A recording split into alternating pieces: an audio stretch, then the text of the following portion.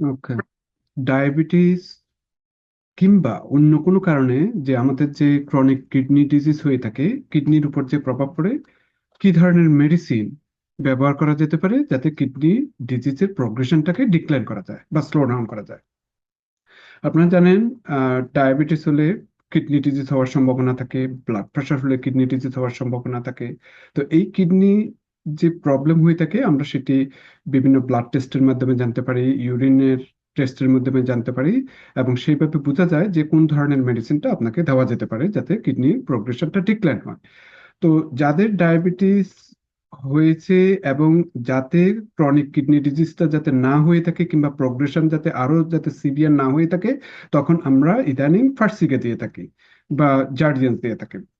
এতে কিন্তু diabetes related kidney disease কমাতে পারে, কিংবা ডায়াবেটিস না থাকলেও যাদের ক্রনিক কিডনি ডিজিজ হওয়ার সম্ভাবনা আছে বা সেই দিকে যাচ্ছে, তাহলে এই ফার্সিকাটা দেওয়া যেতে পারে।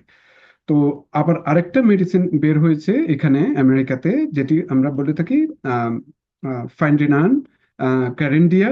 সেটি হচ্ছে যে ডায়াবেটিস রিলেটেড ক্রনিক কিডনি ডিজিজের প্রোগ্রেশনকে কিভাবে ডিক্লাইন করা যায়। এই ক্যারেন্ডিয়া এটা নন স্টেরয়েডাল মেডিসিন, কিন্তু এদের কিন্তু ডায়াবেটিস রিলেটেড হতে হবে ক্রনিক কিডনি ডিজিজের জন্য।